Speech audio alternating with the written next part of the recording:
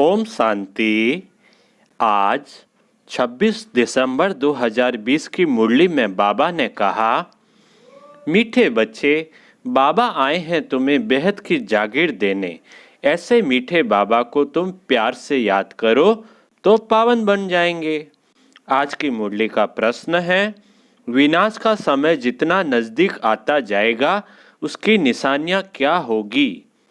उत्तर दिया बाबा ने, विनाश का समय नज़दीक होगा तो पहला सबको मालूम पड़ता जाएगा कि हमारा बाबा आया हुआ है।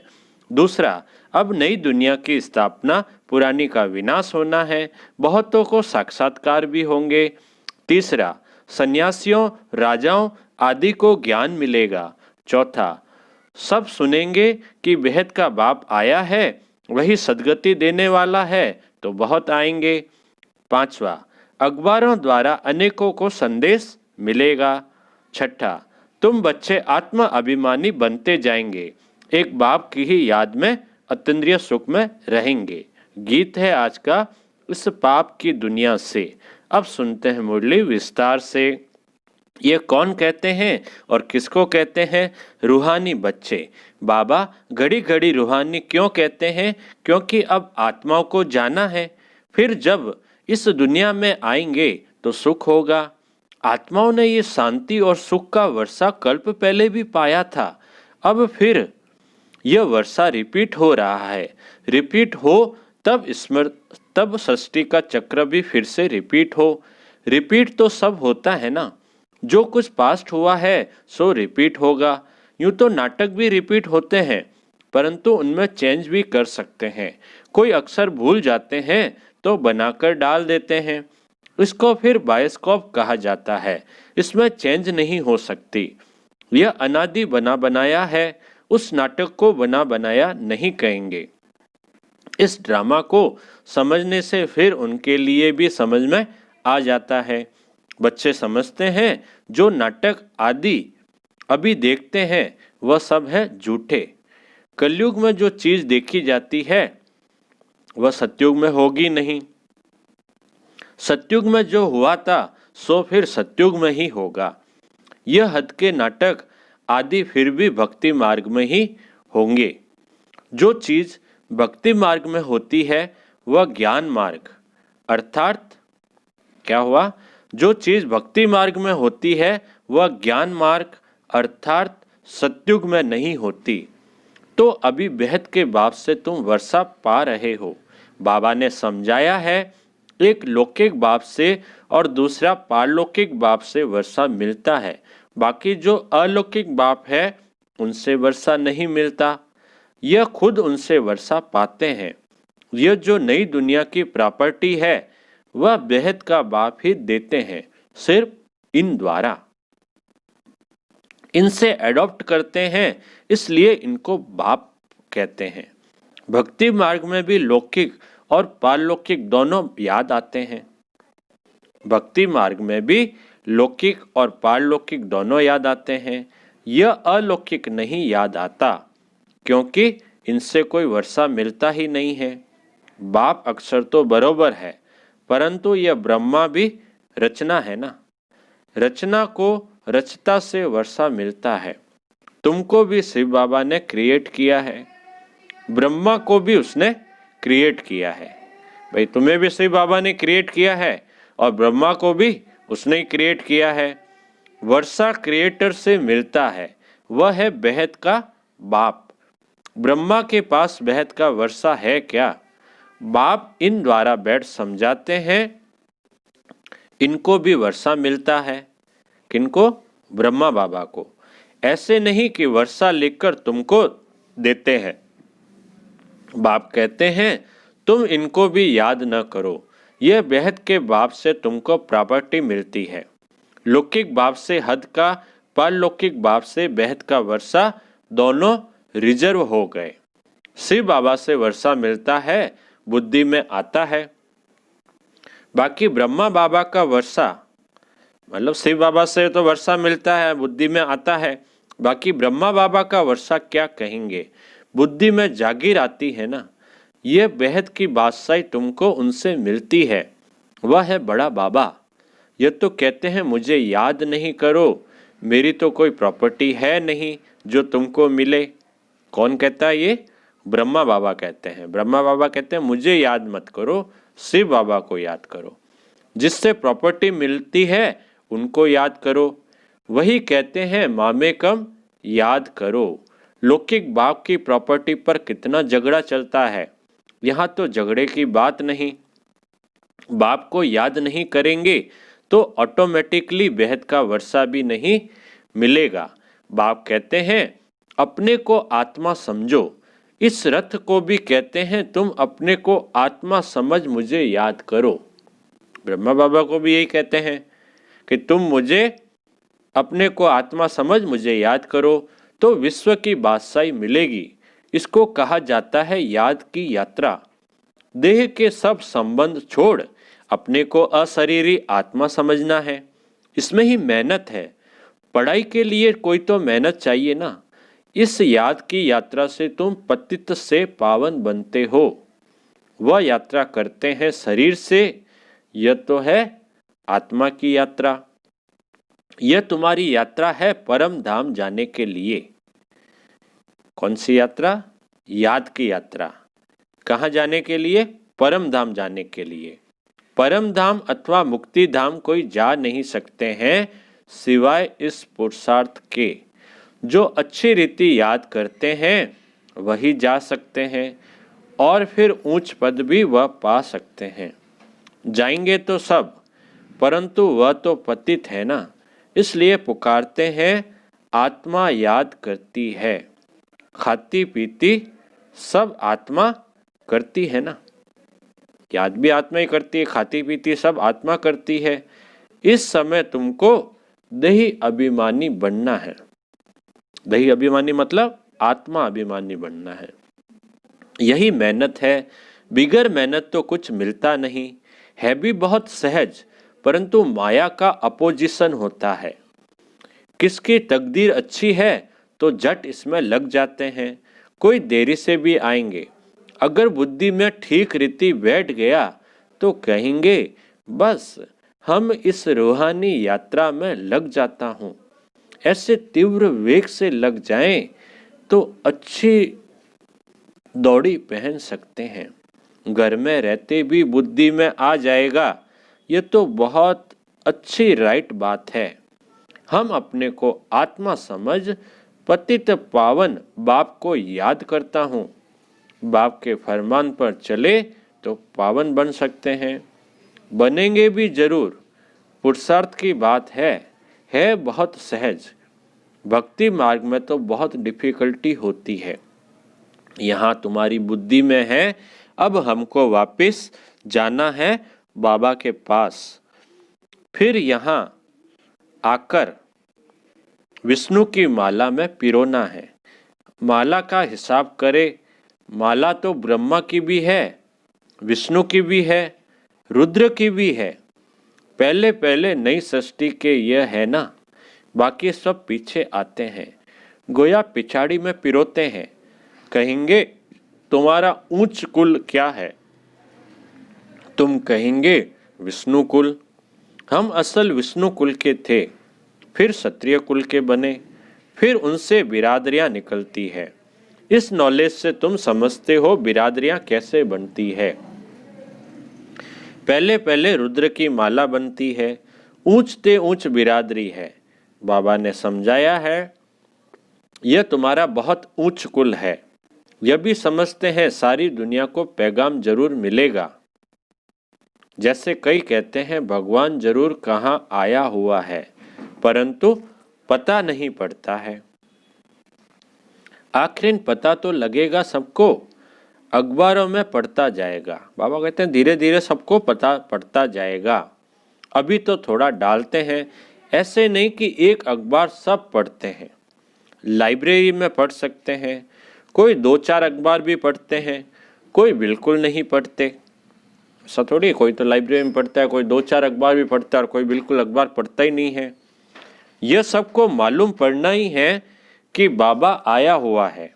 विनाश का समय नजदीक होगा तो मालूम पड़ेगा। नई दुनिया की स्थापना पुरानी का विनाश होता है।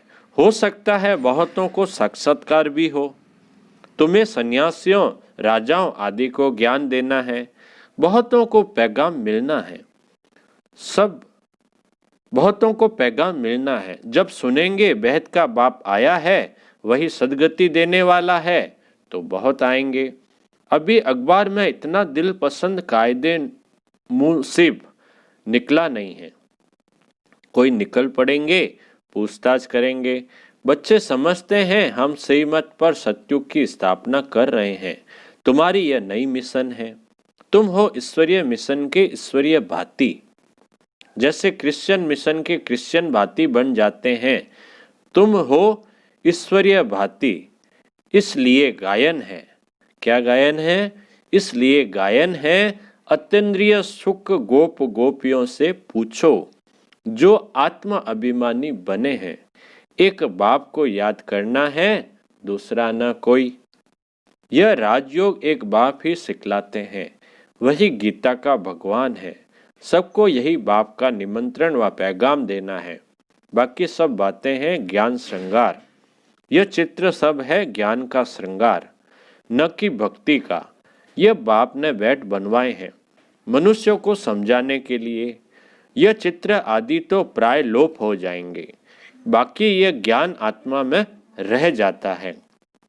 बाप को भी यह ज्ञान है, ड्रामा में नूंद है। तुम अभी भक्ति मार्ग पास कर ज्ञान मार्ग में आए हो। तुम जानते हो हमारी आत्मा ने यह पाठ है जो चल रहा है। हमारी आत्मा में यह पाठ है जो चल रहा है।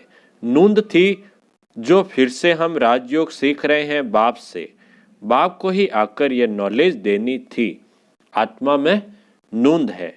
वहां जाए पहुंचेंगे, फिर नई दुनिया का पाठ रिपीट होगा। आत्मा के सारे रिकॉर्ड को इस समय तुम समझ गए हो। शुरू से लेकर फिर ये सब बंद हो जाएंगे। भक्ति मार्ग का पाठ भी बंद हो जाएगा। फिर जो तुम्हारी एक्ट सत्युग में चली होगी वही चलेगी। क्या होगा यह बाप नहीं बताते हैं। जो कुछ हुआ होगा वही होगा। समझा जाता है सत्युग है नई दुनिया। जरूर वहाँ सब कुछ नया, सत्व प्रधान और सस्ता होगा। जरूर वहाँ सब कुछ नया, सत्व प्रधान और सस्ता होगा। जो कुछ कल्प पहले हुआ था वही होगा। देखते भी हैं इन लक्ष्मी नारायण को कितने सुख है। हीरे जवाहरात धन बहुत रहता है। धन है तो सुख भी है। यहाँ तुम भेंट कर सकते हो, वहाँ नहीं कर सकेंगे। यहाँ की बातें वहाँ सब भूल जाएंगे। यह है नई बातें जो बाप ही बच्चों को समझाते हैं। आत्माओं को वहाँ जाना है जहाँ कारोबार सारी बंद हो जाती है। हिसाब किताब चुकतू होता है। रिकॉर्ड पूरा होता है। एक ही रिकॉर्ड बहुत बड़ा है। कहेंगे फिर आत्मा भी इतनी बड़ी होनी चाहिए, परंतु नहीं। इतनी छोटी आत्मा में 84 जन्मों का पाठ है। आत्मा भी अविनाशी है। इनको सिर्फ वंडर ही कहेंगे। ऐसे आश्चर्यवत चीज और कोई हो न सके। बाबा के लिए तो कहते हैं सत्युग त्रेता के समय विश्राम में रहते हैं। हम तो ऑलराउंड पार्ट बजाते हैं। सबसे जास्ती हमारा पाठ है। तो बाप वर्षा भी ऊंच देते हैं। कहते हैं 84 जन्म भी तुम ही लेते हो। हमारा तो पाठ फिर ऐसा है जो और कोई बजा न सके।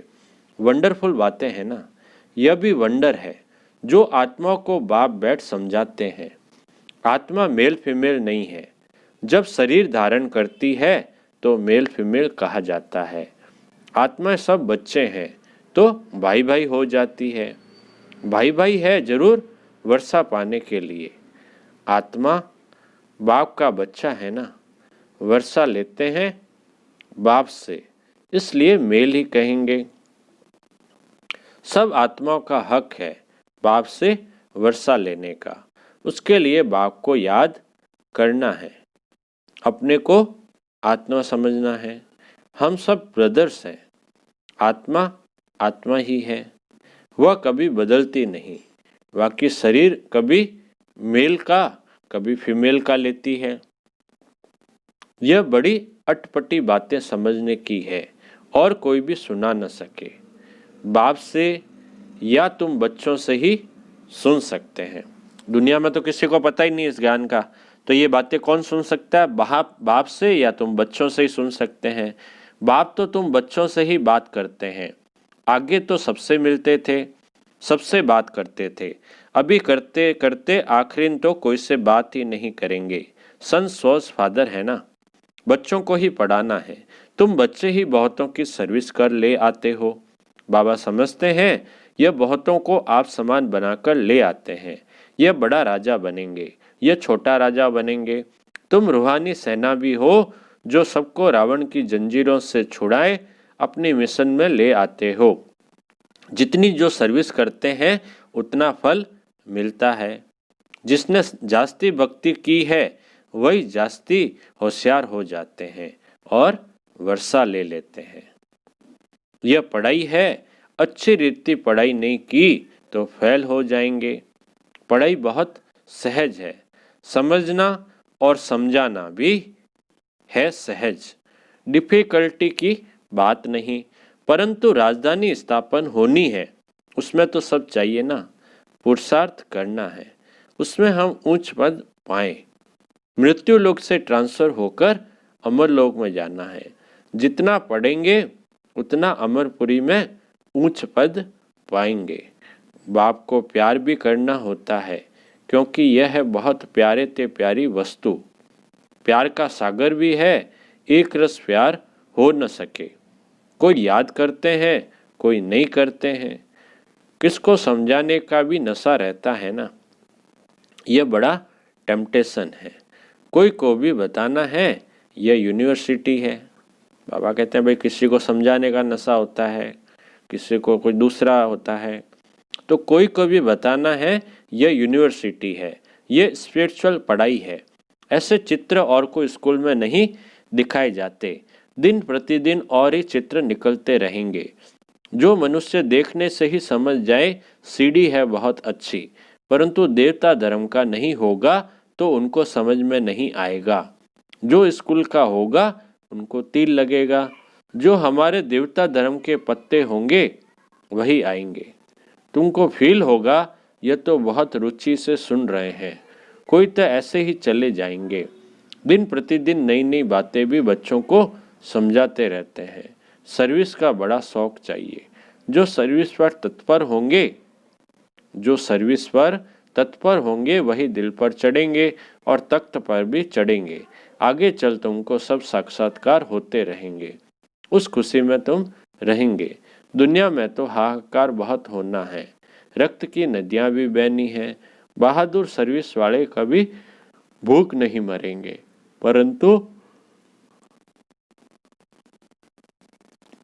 यहाँ तो तुमको वनवास में रहना है, सुख भी वहाँ मिलेगा।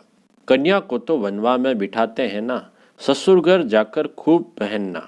तुम भी ससुर घर जाते हो तो वह नशा रहता है, वह है ही सुखधाम। अच्छा अच्छा बाप दादा बोले, मीठे मीठे सिकिलदे बच्चों प्रति माता पिता बाप दादा का याद प्यार और गुड मॉर्निंग। रूहानी बाप की रूहानी बच्चों को नमस्ते। हम रूहानी बच्चों की रूहानी बाप दादा को याद प्यार, गुड मॉर्निंग और नमस्ते नमस्ते नमस्ते सदा रहेंगे। हंसते हंसते बन जाएंगे फरिश्ते। वाह बाबा वाह वाह मेरा भाग्य। धारणा के लिए मुख्य सार में पहला बिंदु है, माला में पिरोने के लिए देही अभिमानी बन तीव्र वेग से याद की यात्रा करनी है। बाप के फरमान पर चलकर पावन बनना है। दूसरा पॉइंट है, बाप का परिचय दे बहुतों को आप समान बनाने की सर्विस करनी है। यहाँ वनवा में रहना है।